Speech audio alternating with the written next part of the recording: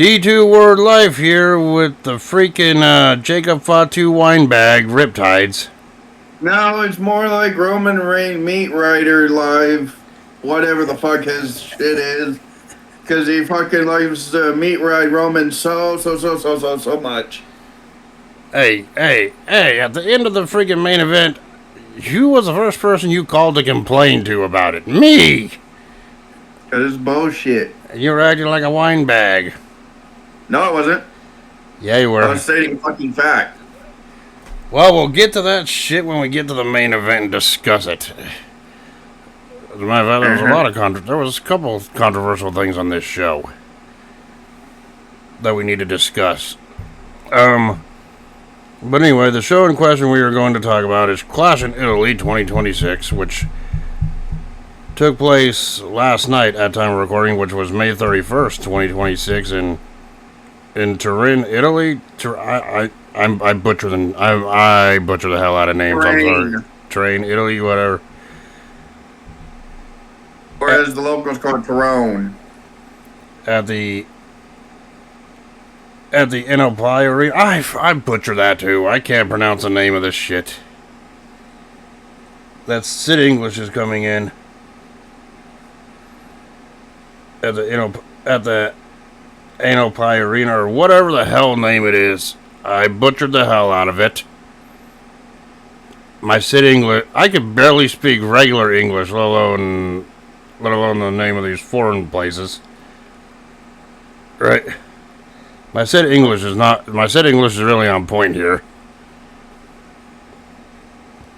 Anyway, the commentators for this event was Corey Graves and your boy Michael Cole.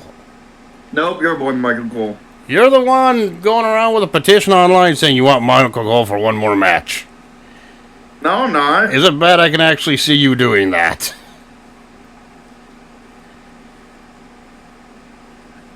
No, there is one though. Yeah. And the ring announcer was Alicia Taylor. There was no number on the attendance that was posted. I'm pretty sure that'll be known within the next couple of days, but yeah, the looks of the stadium, or the looks of the arena, it was freaking packed. So I'm guessing like thousands were in attendance for this event. Yeah. So yeah, we see the opening package for Clash in Italy, and then we see the superstars showing up to the arena like is tradition in modern day WWE. I don't even know why we need to see the superstars arriving, but whatever, right? Yeah. And yeah, we get to our opening match of the night, which was Cody Rhodes defending the WWE Championship against Gunther, who is not my boy, so I'm just stating that before you even say it. Yes, he is. No, he's not. Yes, he is. Even you admit one of his matches, the last review, was a 5-star classic. For Sheamus. Yeah.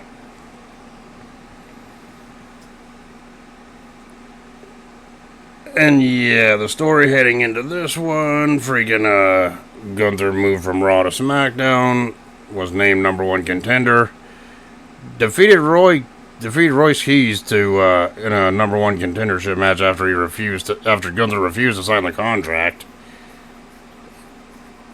And well, here we are now, right? Yeah. Both men make their entrances here, and Gunther, despite being the freaking bad guy, he did get some cheers, I noticed. Right? Yeah. Bell rings, those two go at it. It was back and forth. Gunther delivered some freaking heavy chops to freaking Rhodes, I know that. But Rhodes only fought back, and at one point, Gunther was able to get the sleeper hold locked in. Which everyone was like, oh no, come on, Cody, keep fighting back. Cody eventually got out of it. Got a crossroads for a 2 count. Well, obviously the first crossroads ain't gonna win you no match in a main event type level, even though this is the opener, right? Yeah. Yeah, and then Gunther eventually Eventually, Gunther attempted another sleeper hold, but Rhodes countered it, escaped from it, and nailed a pedigree, of course. Of course, that didn't put Gunther down. Another highlight, Gunther landed his power bomb, but Rhodes freaking got kicked out of the pin, follow-up pin, nailed a crossroads, and attempted a Cody cutter, but Gunther put him in another sleeper hold, right? Yeah. And at this point, in this second sleeper hold, freaking, Rhodes looked like he was going to pass out again, but eventually fought out of it by getting to the ropes, right? Yeah. But after that, freaking Rhodes fought back, and this was the end of the matchup. Rhodes fought back, nailed the Cody cutter and a crossroads onto Gunther. And here's where the controversy happens. He went for the pinfall on Gunther. Gunther got his foot under the rope, which meant the pin should have been broken up.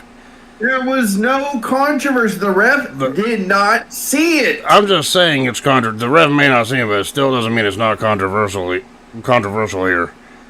It's not controversial. Gunther got his foot under the ropes, meaning the pin should have been broken up. There was no controversy. There was controversy. You can clearly see on replay Gunther's foot was under the rope. It doesn't matter. Hell, one of the pictures I got is clearly Gunther with his foot under the rope. Fucking baby here. Fucking controversy. But at the count of two, freaking. But at the count of two, freaking goddamn Cody Rhodes freaking actually took Gunther's leg from under the bottom rope and pinned him for a 3 count, which, to me, I did not hear the 3 count. I just heard 1, 2, that's it. The match is over. That's because Cody noticed at the corner of his eye. Cody noticed, oh shit, the foot's up, and and then he sees him at the ref at the other corner of his eye, gonna look up, and he's like, fuck. Puts both legs up, so it counts it as a 3. That's not controversy. That's smart. He's done that his entire career. And of course, Gunther complained that his foot was under the rope after the freaking match, which was, even the commentators said that on the replay. So yeah, there's controversy. You can't fucking not acknowledge it, even when the commentators said Gunther's foot was under the rope. There was no controversy. Which to me, they're going to continue the story based on that. We're probably going to get a Gunther versus Rhodes rematch down the line anyway.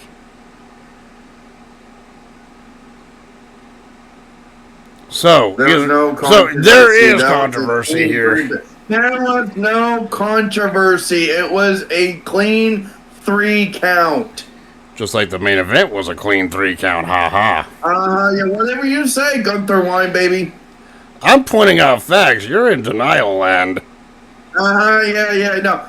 The fact is that the ref was in the middle of the ring. He could have seen it, but he had his eyes on Gunther's freaking shoulders, which is correct. But if Gunther won in that controversial fashion, you would have been yelling out bullshit.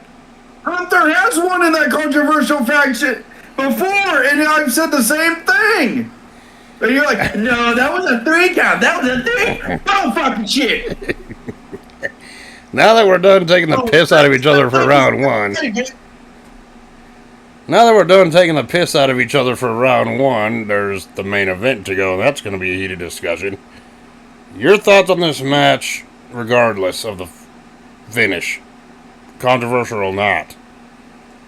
It wasn't controversial at all. Your thoughts on this match from start to begin.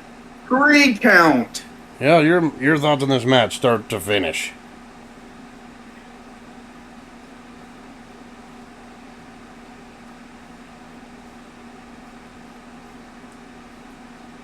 It was good. Fine, I thought it was a decent way to open up. Gunther and Cody Rhodes hasn't had a bad match. Well, Gunther hasn't had a bad match. I can't say the same about Cody Rhodes, though. What? I can't say Cody Rhodes hasn't had a bad match before. I still remember WrestleMania 41. That main event was awful.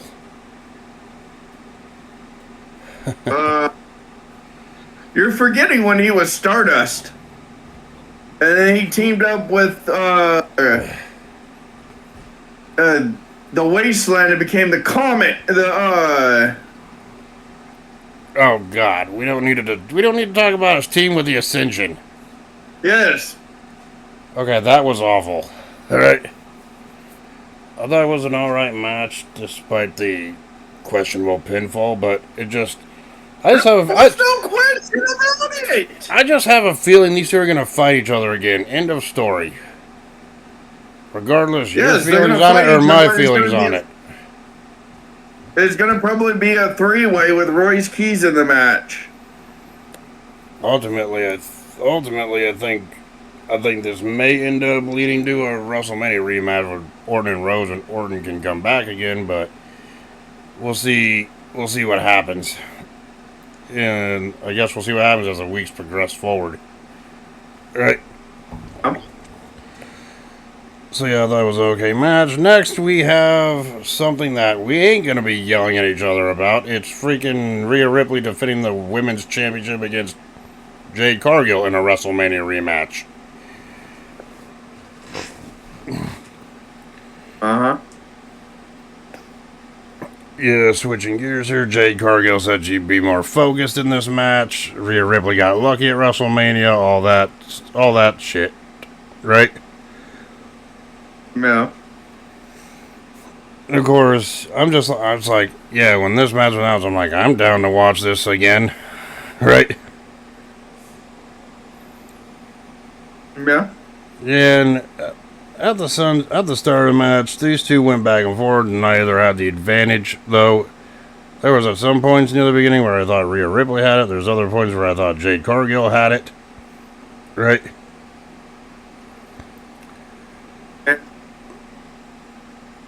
And freaking I remember our standout was when Ripley attempted a cannonball senton off the ring apron, the hardest part of the ring.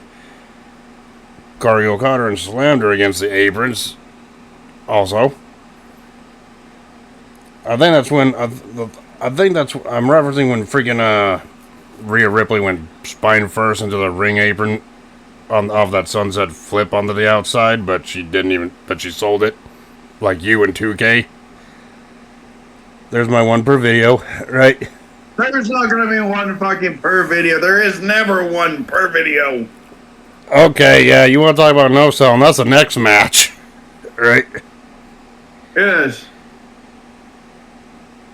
Yeah, and Ripley went for the Razor's Edge, but Cargill counted. I think freaking Cargill got a freaking Blue Thunderbomb in this match at one point. Did it work? No, it never does.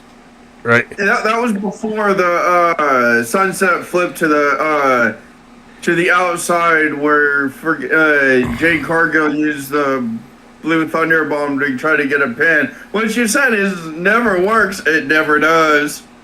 Unless you're Sami Zayn doing the U.S. Open Challenge. Yeah. Right. You mean the U.S. title challenge? The U.S. title open challenge. Not the U.S. Championship. Learn your titles. Well, you know what I'm talking about. Shut it. Everyone knows what I'm talking about. This wasn't a military.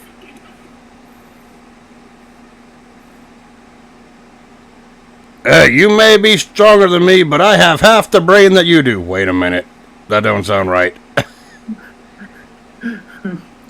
Whatever. Stop learning from Professor Sid. It's amazing how I graduated high school with these English skills. Anyway. But either way, freaking Ripley had the advantage. Went for a freaking... I think she had the advantage with an elevated back body drop on the freaking Cargill here, but went for the pin, but B-Fab and Meechin freaking came out, She went to use her finishing move, the Riptide. B-Fab and Meechin came running down to interfere after she hit the Riptide. They put B-Fab put freaking Cargill B-Fab put Cargill's foot on the rope, even though it looked like she struggled. And sound that sentence out there, buddy, because you were saying she put the rope on her foot. She put the rope on the foot. What the hell? Yeah, yeah. Oh yeah, B-Fab literally cut the rope off and freaking put it on the foot. Yeah. Imagine if that actually happened. You'd be looking at that like, what the hell? That's not how a rope break works. Exactly. Even the referee be looking at it and be like, what the hell you doing? Get out the kitty food. Goddamn fucking dogs. But then Charlotte Flair came out. No, Rhea Ripley just points. He goes, "Look over there." Then Charlotte Flair. And Charlotte Flair fucking got vengeance for Jade Cargill putting Alexa Bliss through a steel through a chair. Which gated on Friday. Yep. And then when Cargill had the advantage, had a pin attempt on the pin attempt on Rhea Ripley after jaded. Charlotte Flair came and put Rhea Ripley's foot on the bottom rope. Well, turnabout is fair play. I'm like, well, if the heels are going to do it, then it just might as well just be fair game when the freaking faces do it, right? Well, the thing is, Charlotte Flair does not like Rhea Ripley, but she also does not like Jade Cargill. So you could say, the enemy of my enemy is my friend. Yes. And of course, this distracted Technically, the enemy of my enemy of my enemy is my friend, because she doesn't like Rhea Ripley. She also doesn't like Jade. So it's kind of a convoluted nutshell there. You're like, crap, I gotta team up with my enemy just for us to take out the common enemy. Or something, I don't know, right? Well, yeah, well, she friggin', she listened to Bliss to try to get along, because those three teamed together for a while. Yeah, and this distracted Cargill long enough for Ripley to come back, nail the Riptide on freaking goddamn Cargill to retain the title. After getting the 3 count. Yeah, your thoughts on this?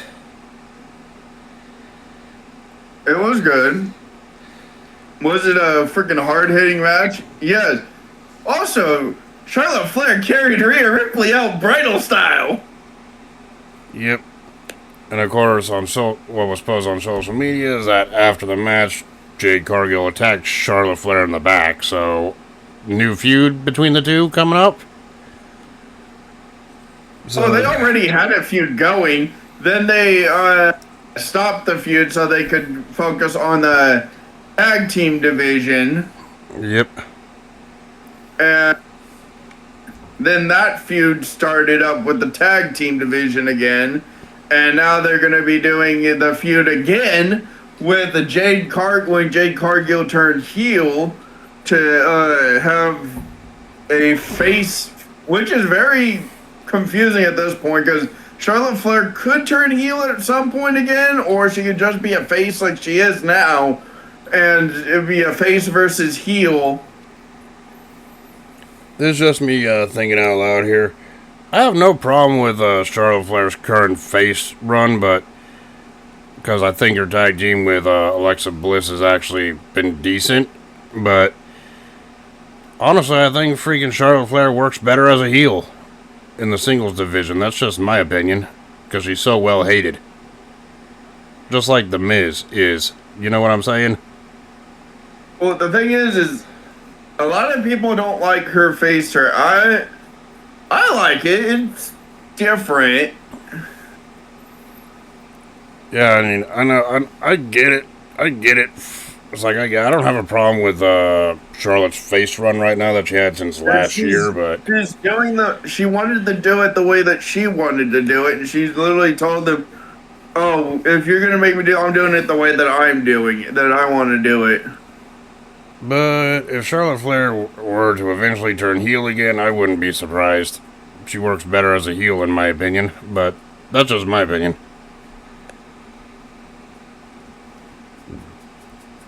And next we go to the another WrestleMania rematch, this time between Obafemi and Brock Lesnar, who did not retire at WrestleMania. Nope. And to say that this was I had a feeling that he wasn't going to retire. And to say that this was two big men slapping man meat, and also that this was a fucking train wreck is an understatement. This wasn't even two men slapping man. This was one fucking beast mode Brock Lesnar versus his opponent and prey, freaking Obafemi. Obafemi had no chance in this match. Yeah, and Not one. yeah, and I'll let you take the floor with this one. What happened in this match, if you want to call it that? Okay, this is. I'm gonna give some context to this first. Okay, everyone knows that that Brock Lesnar had his WrestleMania Open Challenge when he came back. Yes. Which Obafemi was the only one that accepted that challenge. crazy enough to accept it. So they had their match. Obafemi kind of squashed Lesnar at Mania, as we know. and then no one heard from Brock for a couple weeks. After Brock freaking pretty much said he was done retired. Yes, and then what happens? A couple weeks prior to this, Brock Lesnar comes out and freaking decimates. I mean, decimates Obafemi. Yep. And freaking and then Paul Heyman hands Adam Pearce a contract for Clash in Italy for Brock versus Oba, and then Oba says, "Oh, I'm comes out the next week after he got dusted, saying, "Oh, I'm not just going to beat Brock Lesnar, I'm going to kill Brock Lesnar."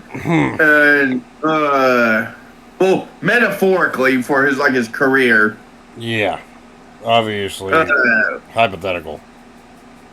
Yeah. And then freaking the scare Heyman and Brock, and then Brock comes back another week and beats his ass. Oh no, he didn't come back. No, he literally just told him the week prior to this event. He literally told him, "Oh, I'm gonna humble you." And we get to the now match. we proceed to this match at Clash in the. I can't even call it a match. It wasn't even a fucking You match. mean Clash in Italy? You almost said Clash of the Castle. I said Clash in Italy Castle. Hey, don't feel bad. In the weeks leading up to this, I kept calling this event Clash in Paris, which was last year's event. Yes, whatever. I don't give a fuck. This wasn't even a fucking match. This was just Brock Lesnar. Fucking prime Brock Lesnar. This is Brock Lesnar when he faced fucking Taker in 03, Brock. Yeah, and what did we see from the start to finish? Fucking Brock Lesnar comes out to his theme first. And then he's freaking kind of jiving to Obafemi's. Then the lights are still dark, so it's like they're coming back on, and you can kind of see it. Freaking, they're gonna introduce the two freaking opponents. Freaking Brock Lesnar said, "Screw this." Bull rushes his motherfucking Obafemi into the corner, suplex. Then proceeds F5, F5, F5, F5, F5, Kimura lock. Yep.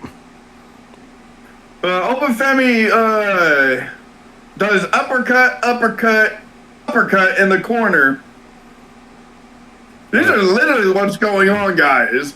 And freaking he tries to powerbomb choke slam Lesnar countered that into an F5. Then he freaking Obafemi finally chokeslam, but since he can only do a one-arm chokeslam because his other arm was damaged from the Kimura lock, Brock Lesnar freaking hit Obafemi's arm, so it mitigated the damage from the chokeslam where he kicked out. And then what happened? Another F5. He literally throws him outside the ring, suplexes his ass. Then what happens? F5s him through the table. That's like, what, 6 so far? That was 8. Jesus. All right. Then what happens? He picks him up, throws him back in, goes into the ring to freaking get a count-out victory. Obafemi freaking gets up and gets into the ring, gets a little more offense. What happens? F5. F5. Oh, for another good measure. F5. That does it. He gets another 2 count. Then Obafemi takes a little bit more. And finally lands the chokeslam flush. Then he gets ready to do for the fall from grace. Brock Lesnar freaking reverses that. And for good measure, F5. Mm-hmm. And then the 3 count.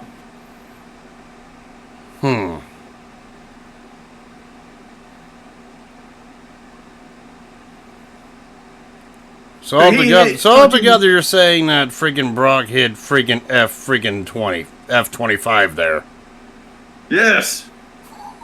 Which is like 10 F5s added up. Dude, he hit 5 F5s in the beginning of the freaking match. Jesus. All right. And when that didn't work, he hit another F5, and then he hit 6 F5s during the match. That didn't work. Then he he hit 7 during that match. In the freaking ring alone, those 7 didn't work. And then Paul Heyman's like, oh, the Kimura lock. He locks in the Kimura lock, damages his arm. That still didn't put Oba out, which it could have broken. We don't know if Obafemi broke his arm or not at that point, because he's done that to Triple H, Shawn Michaels, Roman Reigns. He did it too. Roman. A lot of freaking people fought Brock Lesnar that got locked in that hold. Yes. So yeah, your thoughts on this train wreck? Statement. This was utter obliteration. Obafemi got humbled. Yeah, this was like a big glorified squash. And then also, I like at the end of the match, he's like, 1 + 1 equals, God damn it, what was it? Because you guys sent it to our group chat as well. 1 + 1 equals you're done, son, or I don't know. Right? Oh, 1 + 1 equals you're done, bitch. Or something, right? Would you know they're going to be doing a 3rd battle probably by SummerSlam? See, what was it? I want to make sure I said it right. He's going through our chat history. Yeah, it was 1 + 1 equals you're done, bitch. Yep.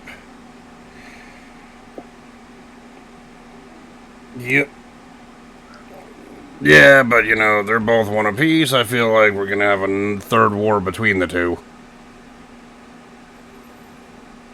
I even said this at the firm and during our mania. I said, if I don't think he'll retire, if he does, he's had one hell of a fucking Hall of Fame career.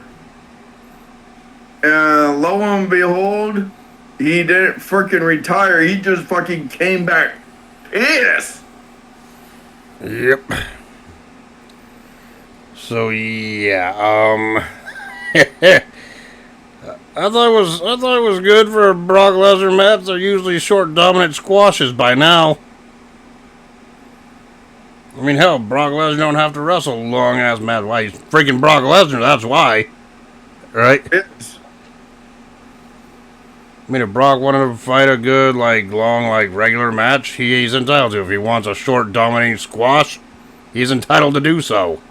At this point, as we know. Yeah, like I said, Brock Lesnar has had one hell of a Hall of Fame career. And if he retired, Yeah, it would be sad because I'd be starting the downfall of all of our childhood superstars that have been wrestling for years. We all know one thing: Brock Lesnar, when he decides to hang up the freaking boots, for real, you know he's gonna be a freaking easy Hall of Fame headliner. Yes. For damn sure. Him and Cena are definitely headliners for the Hall of Fame. Yeah, there's like 3 Hall of Fame headliners that haven't been inducted yet that I can think of, and that's freaking Brock, Cena, and Orton. Yes. All from the same OVW graduating class of 2002. Figure that one out. Right? Yes. So anyway, we go on from there, from that glorified squash, whatever you want to call it. We go to the semi-main of the night, which was for the Women's Intercontinental Championship. And it saw the greatest Women's Intercontinental Champion, Becky Lynch. Everyone knows she was the greatest champion, even Sports Illustrated says it. Nope. Hell, even you said it. Nope. And she was defending the title against freaking Sol Ruka. With Jessica Carr as the referee. Yeah, no controversial there whatsoever. We already knew Jessica Carr was going to be the referee for this match. I just had that feeling already. Right? Jessica Carr is mostly the referee for the women's matches. Yep. Yeah, those two made their introductions here. Freaking, Sol Ruka was named #1 contender on Raw, though she's been going on a massive losing streak on Raw. I'm like, really? Right? Yeah. In recent weeks since her main roster call-up. But after some back and forth at the beginning, freaking Ruka executed a moonsault to the outside, but Lynch got the advantage when she whipped freaking Ruka into the barricade, right? Well, like they said, that was one more wrong misstep. She would have ate nothing but camp because she freaking tripped on herself when she was going over the ropes and almost hit canvas. Yeah. Yeah, and then later on, back in the ring, Becky Lynch was on the top rope. Sol Ruka was down, and I think Becky Lynch was trying to yell at freaking Ruka to get into position for the leg drop. Right? Yeah. Which Lynch eventually hit. I'm like, okay, I can kind of pick up on that. I know Sol Ruka's still learning cues and everything else in these high-profile matches. You gotta think, though, this was Sol Ruka's first main roster pay-per-view match, by the way, after working on NXT for so long, right?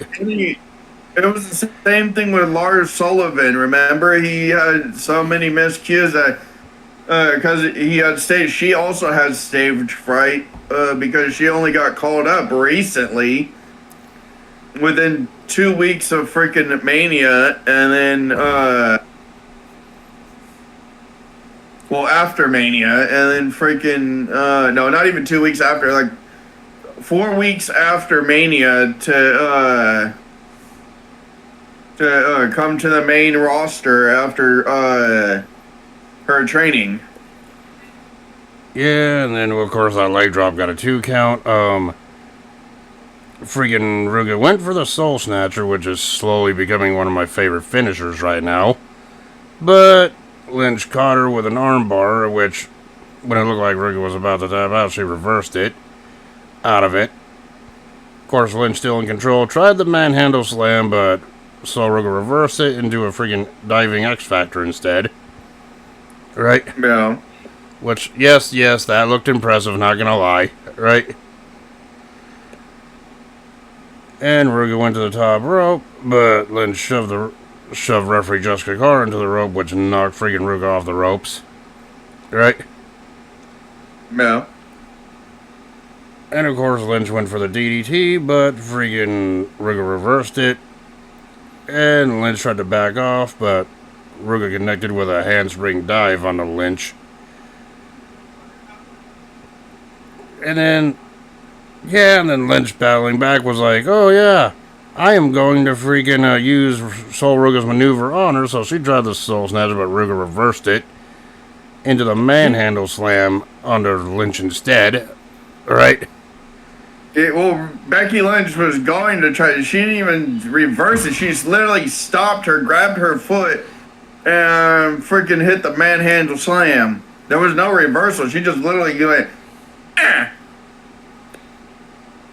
Yeah, but in the end, Sol Ruga nailed the Soul Snatcher on the Becky Lynch shortly after that, and got the 3 count to win the women's Intercontinental title. And no, I wasn't being a little crybaby about it. I'm just like, wow, that's impressive. You asshole. She was going, yeah, Becky Lynch. Yeah. That was you at the end of the main event, by the way.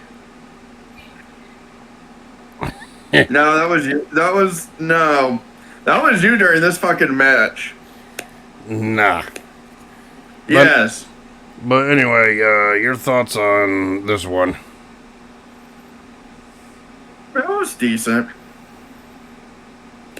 Oh yeah, and from what I heard, Becky Lynch has been entered into the Queen of the Ring tournament. She has a 4-way qualifier to go first, so like I said, I'm like, yeah, maybe she'll be put in the world title picture. Maybe Becky Lynch will be put in the Queen of the Ring tournament, which is exactly what happened. So yeah, I thought the match was okay. I was expecting more like interaction between freaking Lynch and Jessica Carter, which we did not see at this show hardly much of. Right? Well, Jessica Carter fucking told her that she was tired of her shit, and then she tried to run Sol Ruga into her, and she freaking dodged out of the ring, and Corey Graves like, oh, that's just like Jessica Carter, freaking jump out. I'm like, dude, you be jumping out the damn way too. Exactly.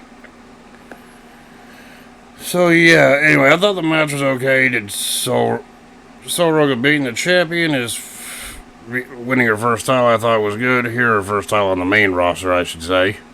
Right? Yep. So it's like, okay. Now the big question is, how's she going to be booked? She better be getting some wins and successful title defenses. Otherwise, if she keeps going on this massive losing streak she's been on lately on Raw, then what would be the point? Well, she's also the speed champion for NXT, so it's understandable that she has to go back and forth from fucking one to the other. Yeah, but no one cares about the speed championship at this point.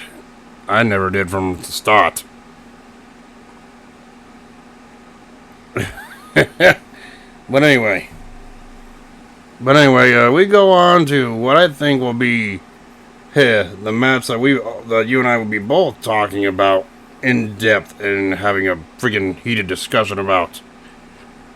And that's the main event, pitting Jacob Fatu against our tribal chief, the world champion Roman Reigns. No. Don't even put me in that sentence, motherfucker. You will acknowledge the tribal chief. No. No, I will not. No. Not in this lifetime. But you're like, oh, but maybe another lifetime. You're like, no. Right? No.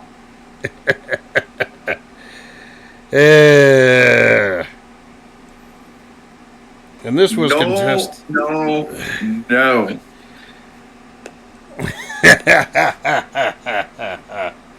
You're too easy to mess with, sometimes. You and Anthony are the only Roman Reigns meat writers that I know of. Yeah. Sometimes you just make it too easy to mess with. And sometimes you just like to guzzle that meat, don't you? I can say the same thing about you on Jacob Fatu's knob. Nah. Hypothetically speaking, of course. Right?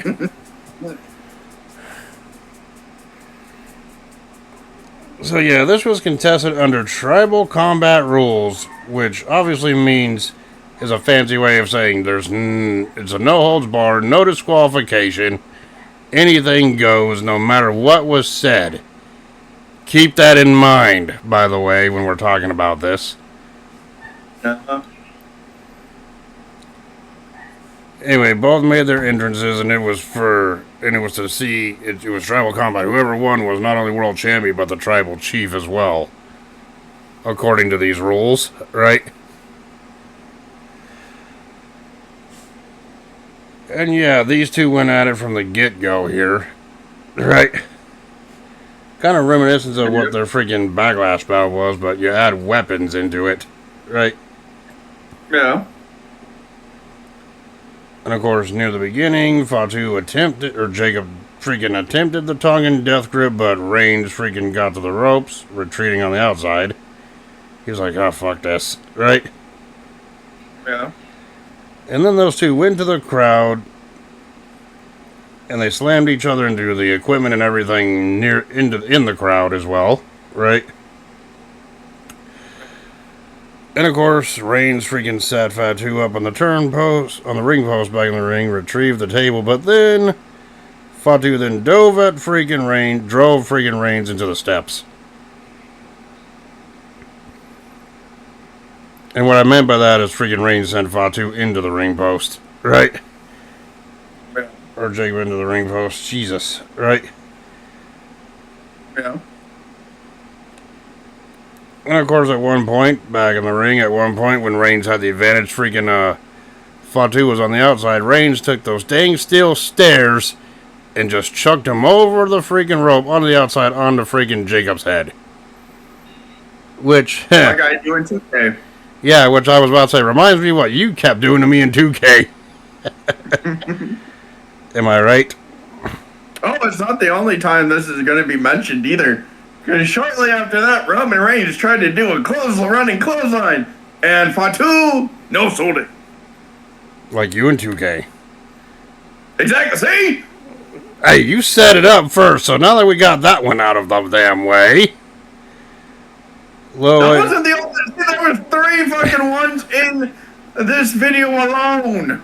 Oh, I know, buddy. You know it's always going to be a running joke, right? Yeah, there was no selling. There was no selling in freaking Brock Lesnar's match because Obafemi couldn't do shit. Exactly. And then those two eventually, after beating each other up with more weapons, they ended up Jacob and Roman ended up going to the outside, where Roman took a toolbox and smashed it on Jacob's hand. Being like, yep. Neutralize the Tongan death grip. And sorry, I'm like, I get when they're using the toolbox as a weapon. I get they're trying to say it's a callback to when Punk used it against Drew McIntyre, busting him open. Sorry, when I think of toolboxes being used in a Hell in a Cell match, I think of the worst one ever, because that's how that match ended. You know the one I'm talking about, right? The 2019 fucking 2018, whatever the fuck it was, Hell in a Cell with Rollins and Bray Wyatt. Yeah, the ending of that match sucked, but we're not talking about the match we already did. But it was 2019. Yeah. Yeah, it was in Sacramento, which I was gonna go see the damn show. Luckily, I didn't, because I'd be yelling, "I want my money back." Yeah, we discussed that in full detail in our Hell in a Cell 2019 review if you want to go check that out, but yeah, anyway, with Jacob's hand now freaking injured, but freaking Roman set the table up in the corner of the ring, on the corner turnbuckle, attempted a spear, but Fatu stopped him, right? And then Fatu attempted a spear through the table, but freaking Reigns freaking nailed him with a clothesline or Superman punch. Freaking Fatu was speared to the freaking dang barricade instead on the outside, right? Yeah. Which, yeah, looked like it took out 2 security guards too on the impact, right? They took out 3 security guards because there was 3 people that were behind that damn thing. And Jacob Fatu was going all Umaga on his ass. He was gonna literally fucking run like Umaga did, going all Samoan bulldozer. Yeah, and then back in the ring, Reigns hit another spear, but Jacob kicked out at 2. And of course, at one point, I think this was before Jacob Fatu had the advantage. I think it was with a Tongan death grip or some other, or Samoan drop or whatever maneuver it was. He did use the Tongan death grip, but Roman hit his hand, which neutralized it, so he couldn't. And then Roman tried to go for a spear, which Jacob sidestepped and tossed him into the ropes and did a pop-up Samoan drop. Yeah, and I believe it was at this point, freaking Jacob went for the pinfall. Referee counted 1, referee counted 2, but Reigns kicked out, and in the process of doing so, he was a dick to Jacob's Samoan werewolves. The same way he kicked the old heel Roman Reigns kick out, where he low blows his opponents in the process, you know what I mean? Yeah. And of course, after freaking Reigns freaking speared Fatu and Fatu kicked out, like I mentioned earlier. Here's the part where you were like, nope, this is controversial. Roman exposed 2 turnbuckles. Turnbuckles, bitch! 2 or 3 turnbuckles. Kind of like what he did at the end of the Backlash match. Because he was going to do 4, but he forgot he had the freaking table on the 4th turnbuckle, and he freaking uncovered 3 turnbuckles, which he's like, oh, I'm not going to even use do that to the turn. It's going to be straight up tribal combat. Yes, it's a no disqualification. Yes, there is no DQ. Yes, you could use the environment to your advantage. Yes, you could use it as a weapon. Whatever. The thing is, he said he wasn't going to do it to the week prior, but yet he went back on it because he cannot get it done by himself without any help from any of the environment like that at all. And yes, you're going to say the same thing right when I'm finished with my goddamn argument, because you're going to say Jacob Fatu did the same fucking shit. Yes, I understand that. The thing is, he did not need to use the turnbuckle 3 different fucking times to headbutt him, where he freaking basically gave him a concussion almost. So, are you done yelling at me for a second? I was gonna say, yeah, Reigns freaking repeatedly freaking smashed Fatu's head into the freaking exposed turnbuckles. And afterwards, freaking Reigns speared Jacob through the table that was propped up in the corner. Of course, defiantly, Jacob freaking kicked out of it, got right back up, and Reigns nailed another spear on one final spear on the Jacob Fatu to get the 3 count. And retain the world championship. And right as that match ended, you called me bitch and saying the same shit you just did. No, I didn't call right after. Well, you called about 10 minutes afterwards. I'm just saying, it's all freaking legal. Anything could happen in this match, in an ODQ match. Yes, but Roman can't get it done. Hell, Jacob Fatu could have had like 20 people come out like Bloodline rules and beat the hell out of Roman Reigns. It would have been legal. Yes, but Roman can't get it done. Technically, he did under no DQ rules regardless. We can debate this until the cows come home, even though I'd rather not. What is done is done. Now, according to these rules, Jacob Fatu must acknowledge Roman Reigns as a tribal chief on freaking Raw. So, yeah, I guess we're just going to have to wait and see where that goes. And now the question is, who's going to be Roman Reigns' next challenger going forward? Well, he looked to the side. He said it's going to be Solo and the MFTs. Of course, after the match, Solo and the MFTs were at ringside. After the match being shown. Well, they were in the crowd. Yep. So it's like, okay, but anyway, your personal feelings about Roman Reigns aside for a second, your thoughts on this match.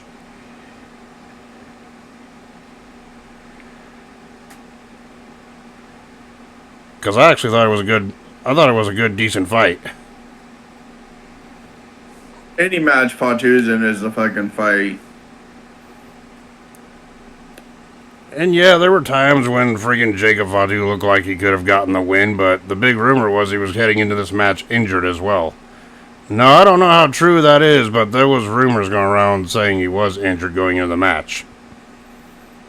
You gotta take that into account, too. But if he was, he certainly did not show it in this match, hardly at all. Right? But yeah, your thoughts from this match, start to finish, regardless how you feel about Reigns here. Okay. Yeah. Thought it was alright. Are they going to have more matches? Maybe. Most likely, because Jacob Fatu could just say, he could sit but just turn on his ass like any other fucking member of the Onawai family. So, man, even if Jacob Fatu actually aligns himself with Roman, you know for a fact that Jacob Fatu is going to turn on Roman anyway. They always seem to, right? At one point or another. Honestly, Roman keeps freaking saying, "Oh, I'm the head, I'm the best," blah blah blah. I'm like, bullshit. Jey Uso could beat your ass. Jimmy could beat your ass. Fucking Jacob could beat your ass. You're so fucking afraid of them fucking knocking you down off your goddamn pedestal that you fucking try to keep them in line behind you. This is about a month and a half in the Reigns' current title reign, and you're already bitching about it. Because you know it's true. Well, you complain about Roman Reigns. I'm all here for it because it just makes me laugh. But anyway, now we go to what I call our favorite portion of the review, and that's our rating system / final grade. So, Cody Rhodes defeating Gunther to retain the WWE Championship. I gave that one 3 3/4 out of 5. 4. Yeah, slightly higher, but still. Rhea Ripley defeating Jade Cargill to retain the WWE Women's Championship. I gave that one 4 out of 5. 5. Brock Lesnar defeating Oba Femi in that squash match. I gave it 4.5 out of 5. 5. Okay. Basically the same. Sol Ruka defeating Becky Lynch to win the Women's Intercontinental title. I gave that one 3.5 out of 5. Could have been better, could have been worse. 4 because it was still good. Yep. And of course the main event where Roman Reigns defeated Jacob Fatu in that tribal combat match, which that was a wild brawl in its own right. I gave that one 5 out of 5. Regardless of my opinion for fucking Roman Reigns, that's still 5 out of 5 for Jacob. Yep. So personally, my final grade for Clash in Italy 2026 is a solid B+. Hey. Yeah, and if you're gonna go back and watch just one match from this show, I'd recommend the women's title match, Brock. the Brock Oba Femi squash, or the main event tribal combat match. If you want to see pure domination, is just Brock. Brock and Oba, just Brock. Oh, there was no Oba, it was just Brock. Oh god, can you imagine if a clone machine freaking existed and they cloned Brock Lesnar? That way we just get Brock versus Brock. That would be the only even match on the card. Yeah. I mean, come on. We had El Grande Americano versus El Grande Americano. Which that reminds me, yeah, I checked out that AAA main event that happened the night before Clash in Italy, and it turns out that the OG El Grande Americano lost, and it turned out the OG El Grande Americano was Chad Gable. Who would have thought? That was such a surprise. Oh, I know it was, buddy. Who would have guessed it? We all knew that you didn't think it was Chad Gable.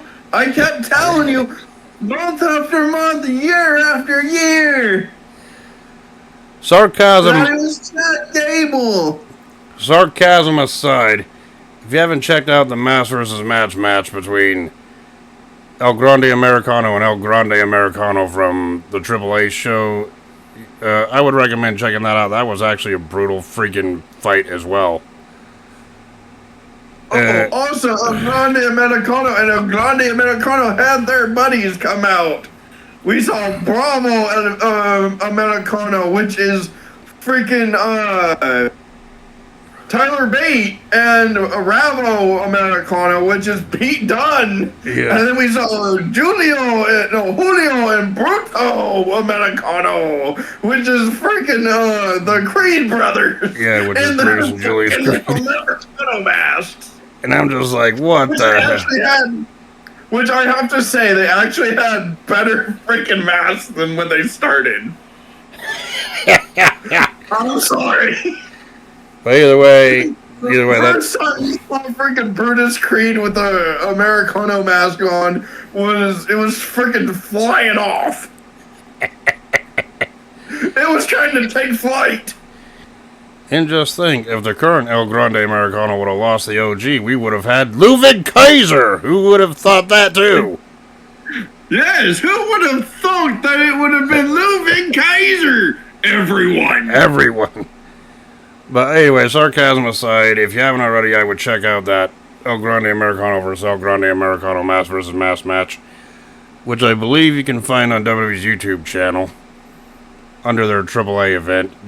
You can just fast forward to the main event because that's where it was. For that wild, freaking bloody ass brawl that they had, I thought that was a good match in its own right. Right.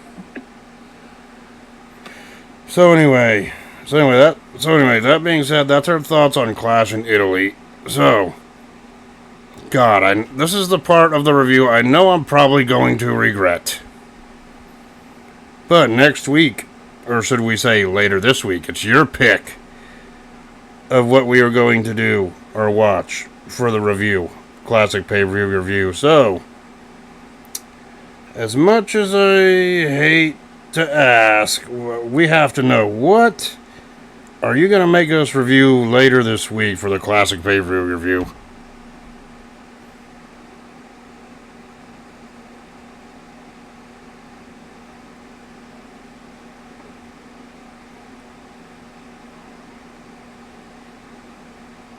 You there, buddy? That awkward silence ended with evil laughter. Jesus, I kind of hate this already.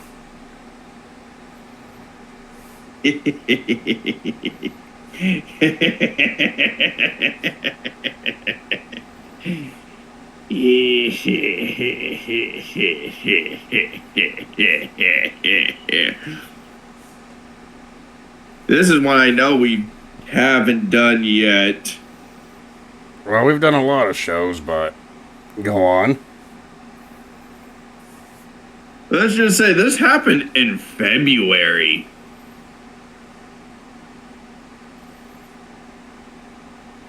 Okay, what are you getting on? We are going to be watching No Way Out. Oh God, what year?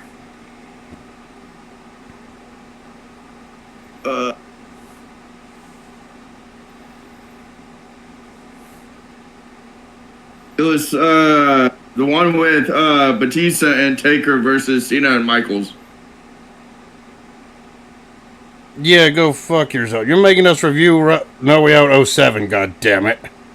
Yes, there's No Way Out 07 with Taker and Batista versus Cena and Michaels. Bobby Lashley versus Mr. Kennedy. Kane versus Booker T with Queen Charmel. Boogeyman and Little Boogeyman versus Finley and Little Bastard. Hardys and Benoit versus Eminem and Montel Vontavious Porter. Divas Invitational. The Cruiserweight title, Gregory Helms versus Jimmy Wang Yang versus Funaki versus Scotty 2 Hotty versus Shannon Moore versus Davari versus Chavo Guerrero versus Jamie Noble. Oh, or as he was known in WCW, Kanoble. Oh, and if none of those matches suit your fancy, how about a tag team title match? London and Kendrick versus Deuce and London Domino. Brian Kendrick versus Deuce and Domino with Jerry and Ashley. God, you know, G, if you remember the Deuce and Domino tag team. I'm sorry. Yes. Which I do. Oh, God, this is good. Yeah. God damn, I thought you were going to pick something more cringy, but... Seriously? It's like, seriously here? Finley and Little Bad. We all know that was Hornswoggle. Yes. Jesus Christ. I don't know if that's cringy or funny, but either way, we're going to have to review that next week. God damn. We didn't review the one where he was the little bastard. Well, I guess after this week, we can say we did. Yes. I know the match Finley and Little Bastard versus Boogie and Little Boogie was fucking cringe as fuck. Yep. And this was the last. This No Way Out 07. It was the last pay per view before WrestleMania 23. Yes. We still have yet to review WrestleMania 23 as well. Nothing. It's like WrestleMania 23. Nothing freaking controversial that would spark a discussion whatsoever. That's tied to current times. You know what I'm saying? We'll get there when we'll get there when we get there. This proceeded to WrestleMania 23, which was Shawn Michaels and Cena for the title, and Batista and Taker for the title. So yeah, that's gonna be a fun little show. Wait a minute. That Cruiserweight open for the Cruiserweight. Yeah, they have to put Daivari in it too. Yeah, you definitely won't be making jokes there whatsoever. I mean, it's not like we reviewed a controversial event called Backlash 05 or anything like that. I was waiting for you to notice when I said, "Oh, also versus Daivari versus Jimmy Noble." Oh, it could have been worse. You could have had us review a more shitty event. I thought maybe this one was a decent event, but I can guarantee you this: I don't remember ever watching that event all the way through. So yeah, this is going to be fun for me. All right. Well, I could have done the one for, let's see, where Punk was supposed to face a certain someone. Hell, I believe Chris Benoit. As a matter of fact, I think that event happened that same year. Yeah, we don't need to talk about that until we actually do that event. I think that was Vengeance Night of Champions 07 you're thinking of. Yes. Ugh. But because that was the day of the incident. Yeah, we can talk about that when we get there, but yeah, I guess our next review is going to be No Way Out 2007. Lord knows when it's my next pick following that for next week, because this is going to be this week's classic review. I'm going to be picking a classic King of the Ring, okay? So keep that in mind. I ain't telling you which one, but keep that in mind for after the No Way Out 07 review. So until then, we will talk to you. I already think I know what it is, but okay. So yeah, until then, I will talk to y'all later. Peace. Deuces.